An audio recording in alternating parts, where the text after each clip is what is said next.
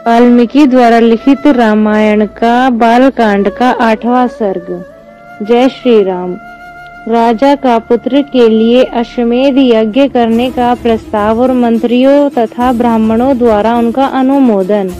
संपूर्ण धर्मों को जानने वाले महात्मा राजा दशरथ ऐसे प्रभावशाली होते हुए भी पुत्र के लिए सदा चिंतित रहते थे। उनके वंश को चलाने वाला कोई पुत्र नहीं था। उसके लिए चिंता करते करते एक दिन उन महामनस्वी नरेश के मन में यह विचार हुआ कि मैं पुत्र प्राप्ति के लिए अश्वमेध यज्ञ का अनुष्ठान क्यों न करूं। अपने समस्त शुद्ध बुद्धि वाले मंत्रियों के साथ परामर्श पूर्वक यज्ञ करने का ही निश्चित विचार करके उन महातेजस्वी बुद्धिमान एवं धर्मात्मा राजा ने सुमंत्र से कहा, मंत्रीवर, तुम मेरे समस्त गुरुजनों व पुरोहितों को यहाँ शीघ्र बुला लाओ। तब शीघ्रता पूर्वक पराक्रम प्रकट करने वाले सुमंत्र तुरंत जाकर उन समस्त वेद विद्या के पारंगत मुनियों को वहां बुला लाए। सुयज्ञ, वामदेव, जाबाली, काश्यप, कुल पुरोहित, वशिष्ठ और भी जो श्रेष्ठ ब्राह्मण थे, उन सब की पूजा करके धर्मात्मा राजा दशरथ ने धर्म और अर्थ से युक्त यह मधुर वचन कहा, महर्षियों, मैं सदा पुत्रों के लिए विलाप करता रहता हूँ। उसके बिना इस राज्य आदि से मुझे कोई सुख नहीं मिलता। अतः मैंने यह निश्चय किया है कि मैं पुत्र प्राप्ति के लिए अश्वमेध यज्ञ द्वारा भगवान का यजन करूंगा। मेरी इच्छा है कि शास्त्रोक्त विधि से इस यज्ञ का अनुष्ठान किया जाए। अतः किस प्रकार मुझे मेरी मनोवांछित वस्तु प्राप्त होगी, इसका विचार आप लोग यहाँ करें। राजा के ऐसा कहने पर वशिष्ठ आदि सब ब्राह्मणों ने बहुत अच्छा कहकर उनके मुख से कहे हुए पूर्वोक्त वचन की प्रशंसा की। फिर वे सभी अत्यंत प्रसन्न होकर राजा दशरथ से बोले, हे महाराज, यज्ञ सामग्री का संग्रह किया जाए।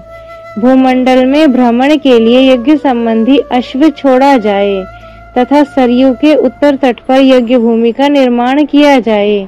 तुम यज्ञ के द्वारा सर्वथा अपनी इच्छा के अनुरूप पुत्र प्राप्त कर लोगे, क्योंकि पुत्र के लिए तुम्हारे हृदय में ऐसी धार्मिक बुद्धि का उदय हुआ है।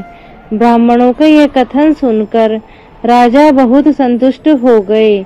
हर्ष से उनके नेत्र चंचल हो गए। वे अपने मंत्रियों से बोले, गुरुजनों की आज्ञा के अनुसार यज्ञ की सामग्री यहाँ एकत्र की जाए। शक्तिशाली वीरों के संरक्षण में उपाध्याय सहित अश्व को छोड़ा जाए। सरयू के उत्तर तट पर यज्ञभूमि का निर्माण किया जाए। शास्त्रोक्त विधि के द्वारा क्रमशः शांति कर्म का विस्तार किया जाए, जिससे विघ्नों का निवारण हो जाए। यदि श्रेष्ठ यज्ञ में कष्टप्रद अपराध बन जाने का भय न हो तो सभी राजा इसका संपादन कर सकते हैं, परंतु ऐसा होना कठिन है, क्योंकि विद्वान ब्रह्म राक्षस यज्ञ में विघ्न डालने के लिए छिद्र ढूंढा करते हैं। विधिहीन यज्ञ का अनुष्ठान करने वाला यजमान तत्काल नष्ट हो जाता है। अतः मेरा यह यज्ञ जिस तरह विधि पूर्वक संपन्न हो सके वैसा उपाय किया जाए। तुम सब लोग ऐसे साधन प्रस्तुत करने में समर्थ हो। राजा के द्वारा सम्मानित हुए समस्त मंत्री पूर्ववत उनके वचनों को सुनकर बोले, बहुत अच्छा, ऐसा ही होगा।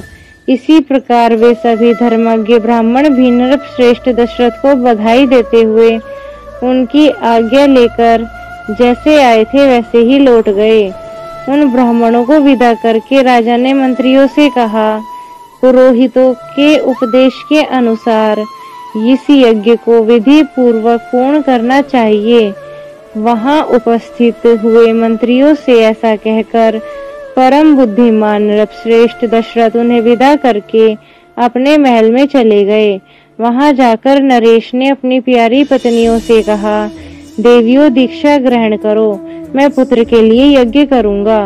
उस मनोहर वचन से उन सुंदर कांति वाली रानियों के मुख कमल वसंत ऋतु में विकसित होने वाले पंकजों के समान खिल उठे और अत्यंत शोभा पाने लगे। इस प्रकार श्री वाल्मीकि निर्मित आर्ष रामायण आदि काव्य के बालकांड का 8वां सर्ग पूरा हुआ।